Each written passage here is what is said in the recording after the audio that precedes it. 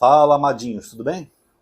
Pessoal, eu fiz um vídeo ontem, onde eu falei que há poucas evidências de um mundo espiritual na Bíblia. Tem algumas passagens do Novo Testamento que dão a entender isso, e outras não, porque outras podem ser meramente uma interpretação equivocada. Que Jesus poderia estar falando da salvação de Jerusalém, e as pessoas entendem que é salvação de um mundo espiritual. Tanto que eu coloquei na tela final daquele vídeo de ontem, um vídeo antigo meu onde eu falo isso, onde eu mostro os versículos para as pessoas, com captura de tela. Salvação de Jerusalém ou do inferno? Porque realmente dá a entender que é a salvação de Jerusalém. Aí nos comentários, algumas pessoas, por coincidência, citaram Lázaro. Os dois Lázaro da Bíblia, para dar a entender que essas passagens provariam a existência do mundo espiritual. Um Lázaro é o de Lucas, que tem aquela parábola do Lázaro e o homem rico, que eles vão para o seio de Abraão. E o outro Lázaro é o de João, aquele discípulo que Jesus amava. Só que tem um problema, pessoal. Primeiro que esses dois Lázaros podem ser o mesmo. Tá? Eu já fiz vídeo sobre isso, mas eu vou explicar para vocês. E o segundo problema, pessoal, é o seguinte. Segundo João, Jesus amava esse discípulo. Vamos começar aqui em João 11, 19. João 11, 19...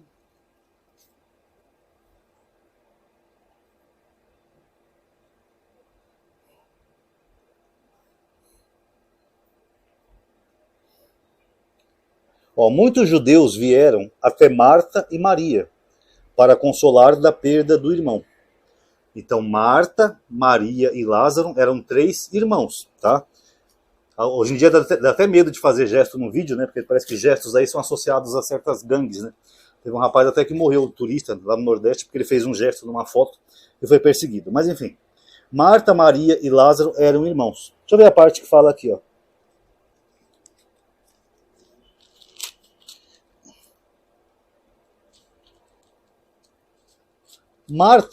Maria era aquela que ungira o Senhor com bálsamo e lhe enxugara os pés com os cabelos. Então essa Maria, que era irmã de Lázaro, é aquela mesma que aparece em Lucas, que ungiu Jesus lá com bálsamo e enxugou com os próprios cabelos. Seu irmão Lázaro se achava doente. As duas irmãs mandaram então dizer a Jesus: Senhor, aquele que amas está doente. Então note que Jesus amava Lázaro, que é mencionado mais de uma vez aqui no Evangelho. Aqui no versículo 5 fala assim, ó.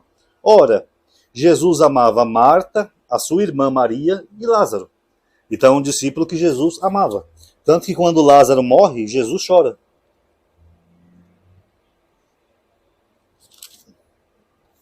Quer ver? Deixa eu ver se eu acho aqui o versículo certo.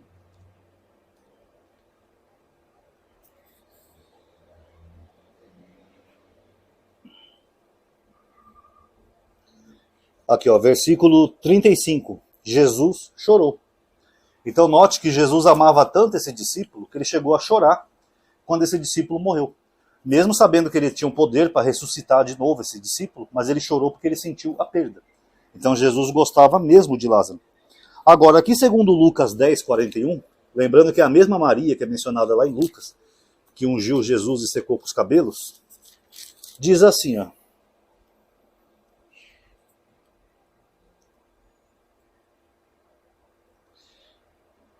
Estando em viagem, entrou num povoado, e certa mulher chamada Marta recebeu em sua casa. Marta. Sua irmã chamada Maria, ocupada muito pelo serviço, parando por fim disse: Senhor, a ti não importa que a minha irmã me deixe assim sozinha a fazer o serviço? Diz-lhe, pois, que me ajude. O Senhor, porém, respondeu: Marta, Maria, tu me inquietas e te agitas por muita coisa. No entanto, pouca coisa é necessária, até mesmo uma só. Maria, com efeito, escolheu a melhor parte, que não lhe será tirada. Então você note que Lucas menciona mais de uma vez essas duas irmãs, Marta e Maria. Em nenhum momento Lucas menciona que essas duas tinham um irmão que Jesus amava. Vem cá, se você é um evangelista, quer seja testemunho ocular ou não, você ia omitir ou não ia perceber que essas duas mulheres que você está escrevendo aqui, elas tinham um irmão que Jesus amava tanto ao ponto dele chorar por ele? Você ia omitir isso? Você só ia falar de Marta e Maria, que uma estava na cozinha, a outra estava folgada lá fazendo nada, começa uma intriguinha entre as duas. Responda honestamente, isso é mais importante, uma tretinha de duas irmãs, do que mencionar que elas tinham um irmão que morreu, ficou 4 dias no sepulcro, 4, mais que Jesus até. E Jesus foi lá e ressuscitou depois de 4 dias, quando o corpo já estava entrando em putrefação? Vocês acham que faz algum sentido? Lucas mencionar até uma tretinha das irmãs, que uma estava lavando a louça, a outra não, manda ela me ajudar, Senhor, não, tem que sei o quê. Isso é mais importante do que falar, ó, pessoal, ela tinha um irmão que morreu 4 dias, Jesus foi lá e ressuscitou. E um detalhe, Jesus amava esse irmão delas, mais do que os outros apóstolos até, porque sempre é destacado em João, aquele que Jesus amava, dando a entender que ele fazia uma separação desse discípulo, que ele amava muito, dos outros apóstolos. E as pessoas acreditam nisso, meu? Sério? Quer dizer, então, que chega em João, esse apóstolo ele é o mais amado por Jesus, se reinclina sobre o peito de Jesus na ceia, que também não é muito comum na cultura judaica. Isso tem mais a ver com a cultura grego-romana, né? Um homem reclinando sobre o peito do outro. Jesus ressuscita esse cara depois de 4 dias, mas só João observou isso ou achou importante contar isso. Lucas achou mais importante contar a briguinha de 2 irmãs. Né? Porque ela está lavando de louça, ela não quer me ajudar nos afazeres, Jesus. Manda ela me ajudar.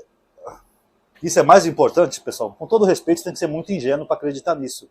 Lázaro é uma invenção de João. Ele criou esse personagem e inseriu no texto.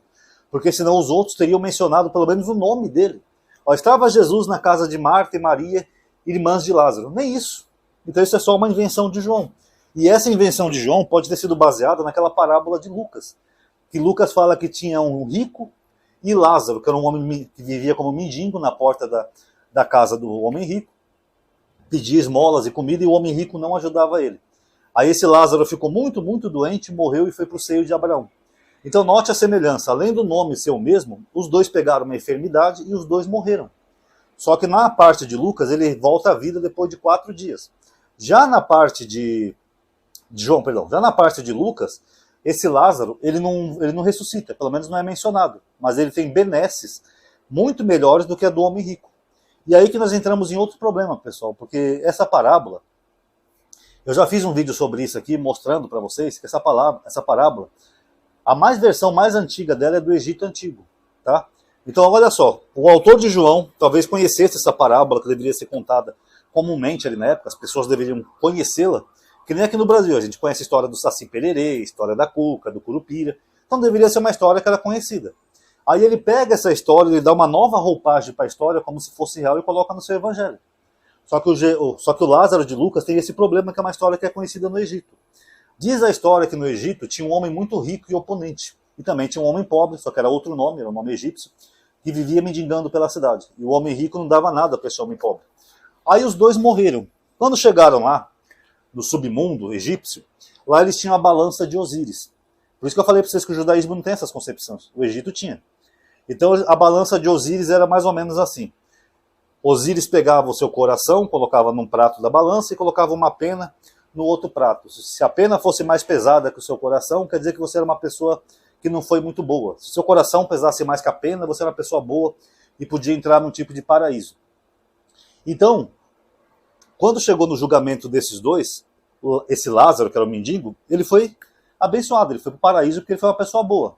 Já esse homem rico, na parábola dos egípcios, ele não teve, o coração dele não foi pesado como bom na balança de Osíris, então ele não pôde entrar no paraíso. Ele até implora, roga lá, que ele não quer ir para um lugar horrível. Aí a Osíris, que é a divindade lá dos mortos dos egípcios, ela fala o mesmo para ele: olha, você teve tudo de bom na vida e você não partilhou com ninguém. Você não fez caridade, você foi avarento, não ajudou nem o seu amigo aqui que acabou de passar, então você não vai para um lugar bom. Então essa parábola, para quem acredita, com todo respeito, só se você acreditar nos deuses egípcios, na mitologia egípcia. Você acredita em Osíris? Porque é de lá que vem essa história de Lázaro.